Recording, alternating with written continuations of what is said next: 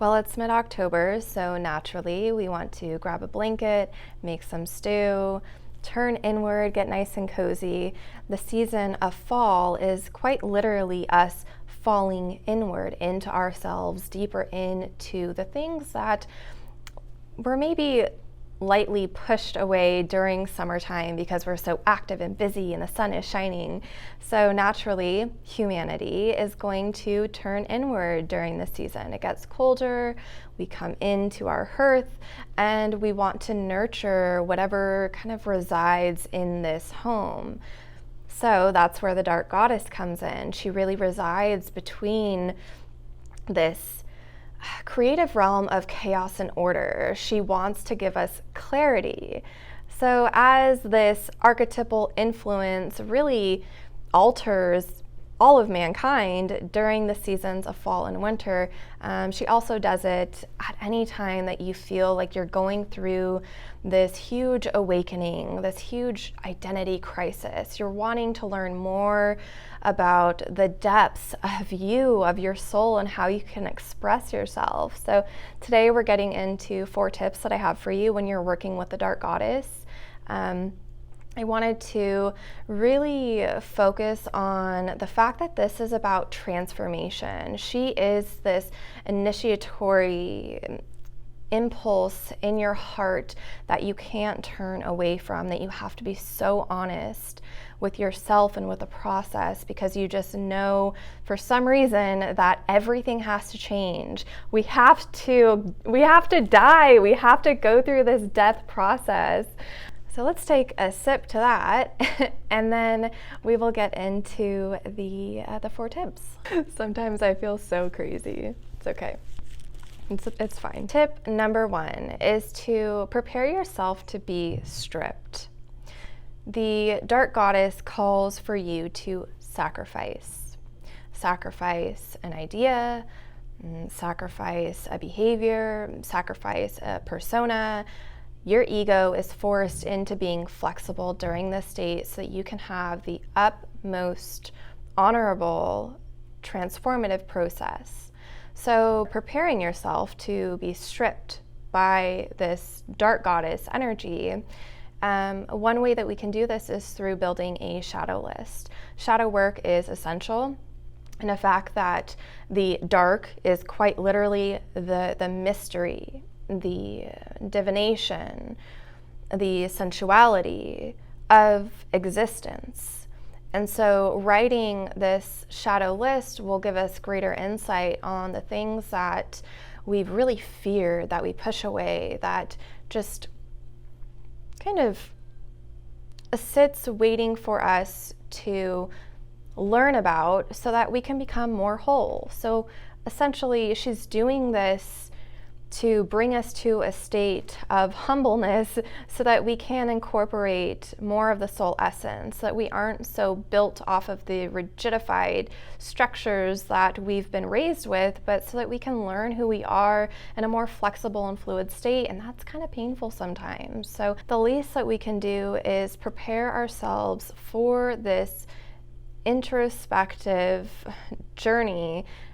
And that's with making a shadow list. Tip number 2 is to ritualize your body. The dark goddess demands embodiment. If you are not within, if you are not attuned to, then you are disconnected, distracted from maybe this more truthful experience. So ritualizing your body, looking at yourself in the mirror, this all has to do with the way that you respect yourself, respect your body, how you feed yourself. If you are working out, if you are paying attention to your body when you have aches and pains, if you are touching, massaging yourself, like all of these are a greater connection to the dark goddess in a sense that it allows us to tap into quite literally our senses, what it feels like to live in our body. And this is just like so important because the soul resides in the body, and if we aren't taking care of ourselves, if we aren't taking care of our physical form, then what are we doing? Like we're manipulating or betraying or adjusting our body for what reason? For another person, for a law, for a system? Like, why are we not being kind to our physical body?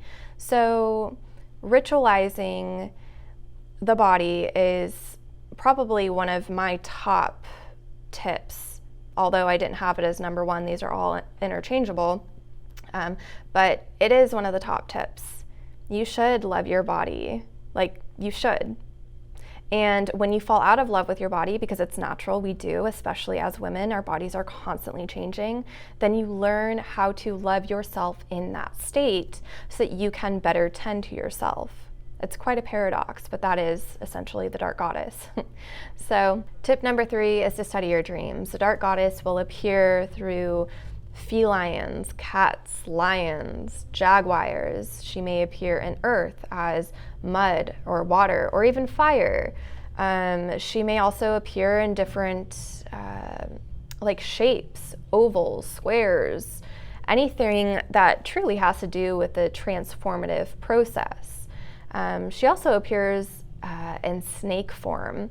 So she's kind of this luring pull to awaken your dream ego, to kind of come closer, to watch out, to be aware of whatever it is that your psyche may need. It's really an interesting process that she kind of comes in. And she may also appear in human form as this big, voluptuous black woman, or maybe an oriental woman who's trying to call you into the temple. As you study this, you become, more familiar in a sense with your instincts and how they're coming alive in your everyday life, or how they want to come alive. Dream worlds is essentially another realm that she lives in the dark, the mystery, the very playful reality that we don't need to take so seriously, but that is very, very meaningful. The last tip I have for you is to study the soul. In other words, how the etherization of the soul is intentional to awaken us to our greatest self. So learning about transpersonal psychology with Abraham Maslow, Stand Self-Growth, if you wanted to go more of the body realm, when you do this, you are understanding why the dark goddess is doing what she's doing, why she's constantly coming to invite you to express, to be sensual, to be the mysterious mystic who is just constantly trying to break beyond the sphere of this immediate realm. Okay, when we are going in deep to these transpersonal studies, we can really have this utmost respect for what has to be done in this now time. So again, it kind of comes full circle of how I started this, that we can't explain it. We just need to go through the death process, to go through the transformation, so that we can live in alignment with what is right in the heart space. So studying this etherization of the soul, how we move from matter to spirit, what that takes for all of us, how we need to just break and then accumulate back to a greater sense of wholeness, more individualized, living through the heart space, being able to connect from this place. Oh, there's so much goodness to it. So those are the 4 tips that I have for you. I recommend that you get to it. You get to work with this mass amount of respect for what the dark goddess has, for what she does for us, for humankind. Oh, how great to be here right now. Let me know how you experience this video below. And yeah, I'll catch you in the next one.